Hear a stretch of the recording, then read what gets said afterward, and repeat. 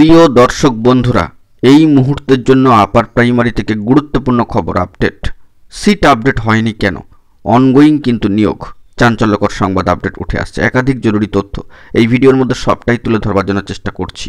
তো ভিডিওটিকে শেষ পর্যন্ত ওয়াচ করবেন, কোনোভাবে কিন্তু স্কিপ করবেন না। চ্যানেলটিকে অতি অবশ্যই সাবস্ক্রাইব করে নিয়ে সঙ্গে থাকবেন। তো চলুন কথাবার্তা না বাড়িয়ে আমরা মূল টপিকে ফোকাস করি। কার্যত সিট আপডেট হয়নি কেন, অনগোয়িং নিয়োগ, উঠে আসছে বড়সড় খবর আপডেট। সেই মর্মেই জানা যাচ্ছে এবারে মাতঙ্গিনী হাজরা মূর্তির পাদদেশ অঞ্চলে তাদের বিক্ষোভ অবস্থানের 1000তম দিনও পূর্ণ করে ফেললেন ইন্টারভিউ বঞ্চিত আপার প্রাইমারি চাকরিপ্রার্থী বৃন্দরা। রবিবার সকালেই কিন্তু এই বিষয়ে দেখা যাচ্ছে তৎপরতা, এবং সহস্রতম দিনে বিভিন্ন জেলা থেকে চাকরিপ্রার্থীরা এসেছিলেন তাদের অভিভাবকরাও। তাদের হুঁশিয়ারি, নিয়োগের দাবি পূরণ না হলে ভবিষ্যতে আরও বড় আন্দোলনের পথে তারা কিন্তু হাঁটতে পারবেন।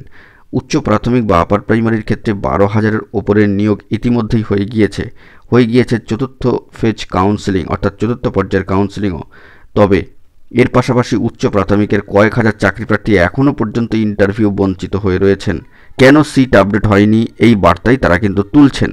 কেন এখনও পর্যন্ত সিট আপডেট হলো না? অনগোয়িং এই নিয়োগ প্রসেস।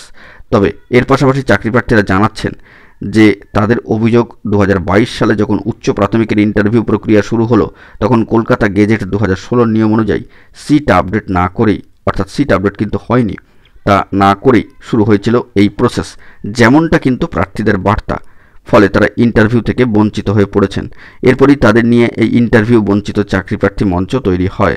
কার্যত তাদের 1000তম দিন পূরণ হয় এবং তারা সেই মাইল ফলক ছুঁয়েছেন। সেই লক্ষ্যমাত্রাকে সামনে রেখে তাদের দাবি, 2015 সালে যখন তাদের টেট হয়, অর্থাৎ তারা টেট দিয়েছিলেন, তখনকার শূন্যপদ আর 2022 সালে যখন ইন্টারভিউ প্রক্রিয়া হলো, তখনকার শূন্যপদ এক হতে কিন্তু পারে না। কারণ তার মাঝে প্রচুর শিক্ষক অবসর নিয়েছেন, অনেকে অন্য চাকরিতে চলে গিয়েছেন। 10 বছর ধরে অপেক্ষায় থেকে তাদের জীবন বর্তমানে দুর্বিষহ হয়ে উঠেছে। ফলে তো তারা চাইছেন দ্রুত সিট আপডেট করে তাদের নিয়োগ প্রক্রিয়া শুরু করতে হবে।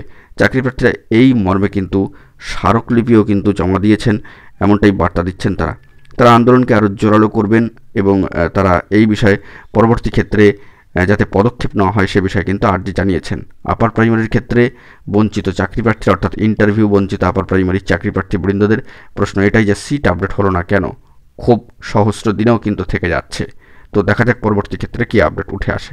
এখন এটুকুই, সকলে ভালো থাকবেন, চ্যানেলটিকে সাবস্ক্রাইব করে সঙ্গে থাকবেন। ধন্যবাদ।